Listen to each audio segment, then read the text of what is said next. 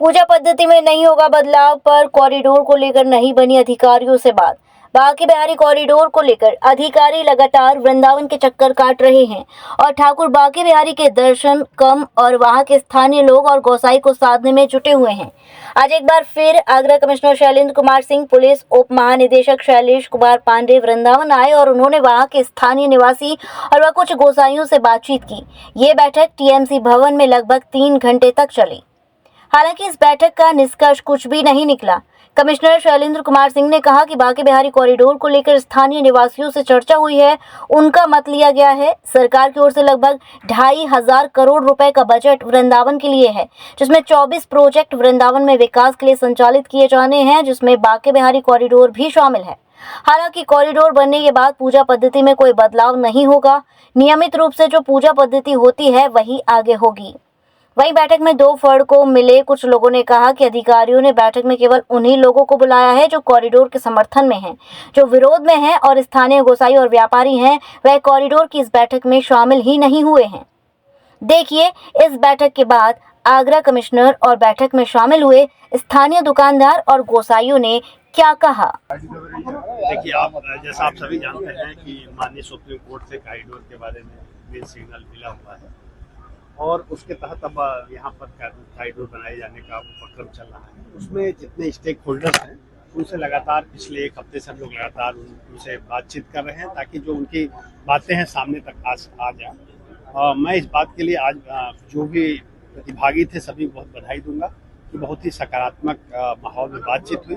आप सभी लोग जानते हैं कि ठाकुर बांके बिहारी जी के मंदिर में दर्शन करने में जो आज क्राउड आ रही है उसको देखते हुए हमारी व्यवस्थाएं कम है, तो उसके लिए कॉरिडोर का कॉन्सेप्ट आया है। वहाँ की व्यवस्था बेहतर हो, प्रबंधन बेहतर हो, उसके लेकर के आज चर्चा हुई है। और आपके माध्यम से मैं सभी जो वहाँ के विस्थापित लोग होंगे लगभग 5 एकड़ में, उनके लिए प्रॉपर कंपनसेशन की भी बात रखेंगे। जिनके व्यवसाय जाएंगे उनके लिए हम लोग उनके लिए भी अलग से व्यवस्था कर रहे हैं। तो ये सारी चीज़ें सामने आई हैं। और आपको बता दूं कि केवल वृंदावन में लगभग 24 प्रोजेक्ट पर 2,500 करोड़ रुपए खर्च करने का सरकार ने प्लान बनाया है, जिसमें एक कॉरिडोर भी सम्मिलित है। तो एक चौमुखी विकास होगा और निश्चित रूप से उससे जो आज की डेट में तमाम लोग हैं उनके बच्चे हॉस्पिटल उनके यहाँ इमरजेंसी में हॉस्पिटल जाना मुश्किल होता है, बच्चों को स्कूल जाने में दिक्कत होती है, व्यवसाय चलाने में दिक्कत होती है। इन समस्याओं का निदान होगा और जो श्रद्धालु जन लाखों की संख्या में यहाँ आते हैं उनको भी कहीं न कहीं एक बेहतर एहसास होगा कि अपने प्रिय ठाकुर बांके बिहारी जी का अच्छे से दर्शन कर पाए, उनको भी एक सुखद एहसास होगा। और जैसा आप देखते हैं कि अगर हम लोग देखें काशी विश्वनाथ कॉरिडोर या अयोध्या में जो श्री राम जी का मंदिर बना है, वहाँ पर श्रद्धालुओं की संख्या में बहुत ज़्यादा इजाफा हुआ है, 4 से 5 गुना श्रद्धालु बढ़े हैं। तो निश्चित रूप से व्यवस्थाएं बेहतर होंगी तो श्रद्धालुओं की संख्या भी बढ़ेगी, जिससे लोगों की पर कैपिटा इनकम बढ़ेगी, क्योंकि यहाँ की सबसे बड़ी इनकम का साधन हमारे पर्यटक होते हैं, हमारे श्रद्धालु जन होते हैं। तो निश्चित रूप से जब ज़्यादा श्रद्धालु आएंगे तो लोगों की इनकम सर कॉरिडोर से ज़्यादा ऑर्डिनेंस का थ्रू कॉरिडोर को दूर का लोग कम कर रहे हैं। दोनों एक दूसरे से इंटरलिंक चीज़ें हैं, दोनों अलग चीज़ें नहीं हैं। क्योंकि इतना बड़ा स्ट्रक्चर खड़ा करेंगे तो उसके प्रबंधन के लिए भी कोई ना कोई व्यवस्था हमें करनी पड़ेगी। एक अगर हम घर भी बनाते हैं तो उसका अगर हम नियमित देखभाल न करें तो वो बनाना अनर्थ हो जाता है। तो अगर इतना बड़ा प्रोजेक्ट सरकार पैसा लगा रही है तो उसके प्रबंधन के लिए व्यवस्था की गई है।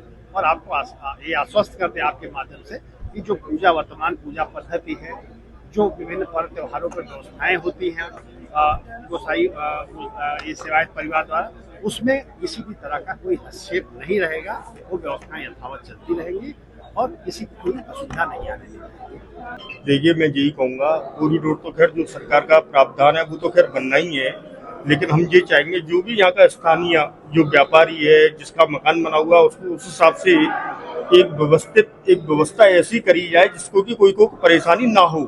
खाली हमारा एक ही मतलब है, जिसका मकान जा रहा है उसको उसके एवज में उसको एक जगह दी जाए या उसको एक व्यवस्था ऐसी दी जाए कि जो उसके बच्चा पालन पोषण वगैरह जो भी व्यवस्था है उनको एक निर्धारित तरीका से जो है वो उसको रखा जाए।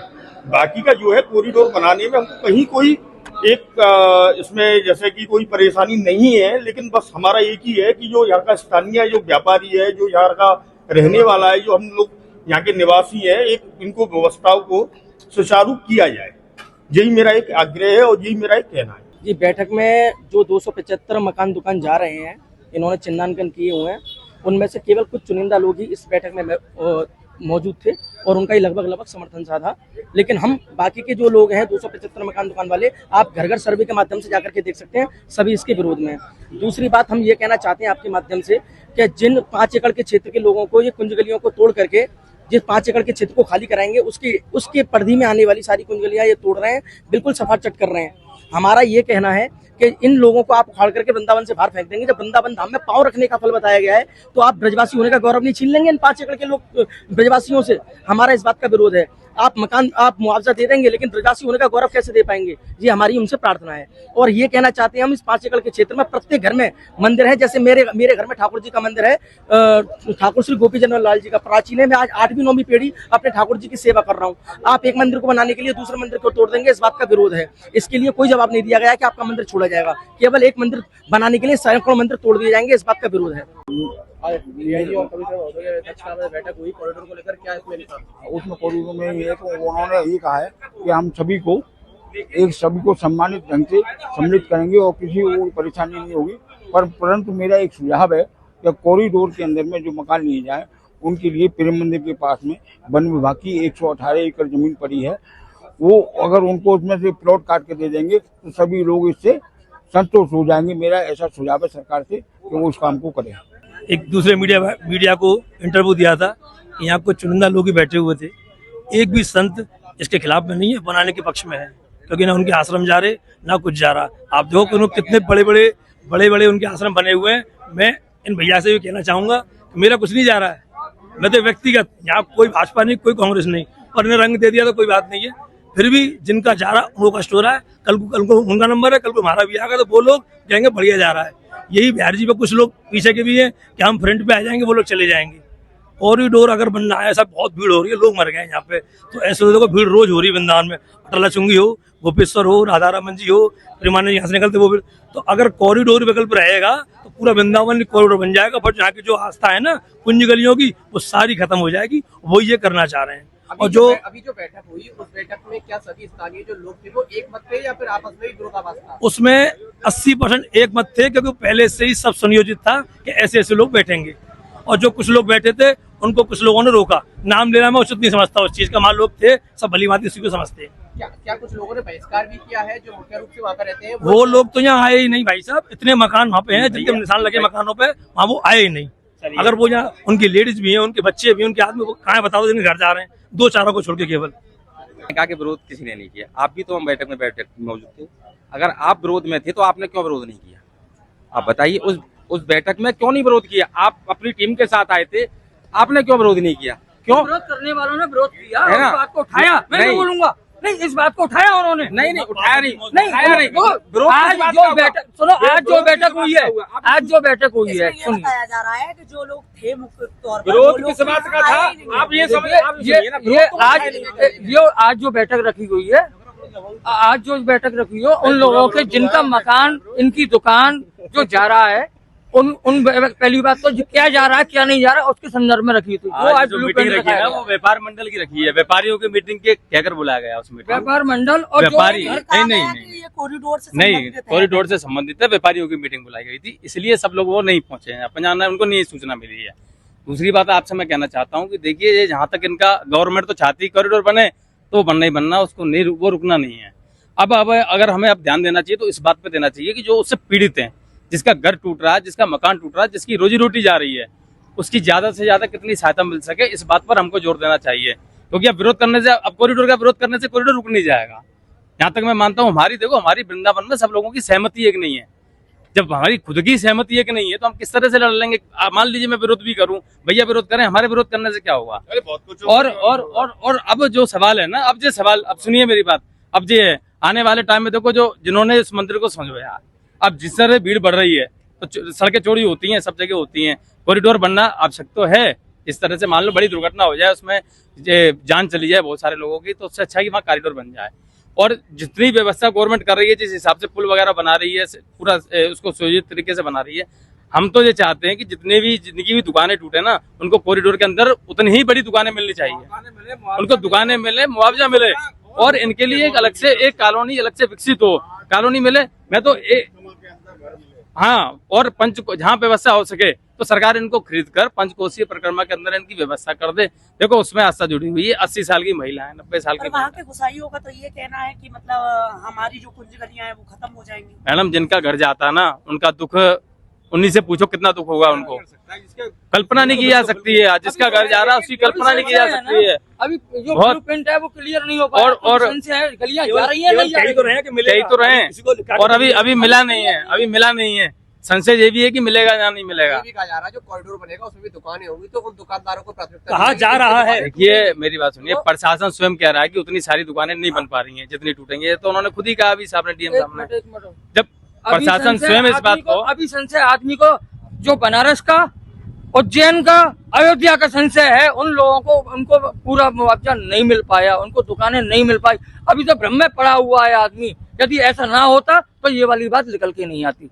तो बात उठी है तो चल के गई है, तो वो बात आदमी केगा। दर्द है तो जो दर्द है तो बयान करेगा। यदि आप उसको दबा देंगे तो बयान नहीं कर पाएगा, वो कुछ कहीं मर लेगा। बहुत से आदमी इस कॉरिडोर के नाम से हार्ट अटैक से मर चुके हैं, और कुछ लोग ये कुछ नाम शुरू होने लगेगा वो वैसे ही मर जाएंगे। उस घरों में छोटे छोटे मंदिर है, जो मकान टूट रहे हैं ना, उनमें घरों में छोटे छोटे मंदिर है। वृंदावन में 5000 मंदिर है, हर घर में मंदिर है, मेरे घर में मंदिर है, सबके घर में मंदिर है। जिसकी 250 साल 300 साल से पीढ़ी दर पीढ़ी वो सेवा कर रहे हैं, जब वो उनके घर का मंदिर टूटेगा ना तो बहुत बड़े दुख का विषय है। लेकिन ठीक है, जब इन्होंने कॉरिडोर बनाने का फैसला ले ही लिया, एक तरफा फैसला ले लिया, उनसे पूछ के नहीं लिया। अगर उनसे पूछ के लिया होता तो वो कभी भी इस फैसले में आज भी असहमत है, वो सहमत कब है।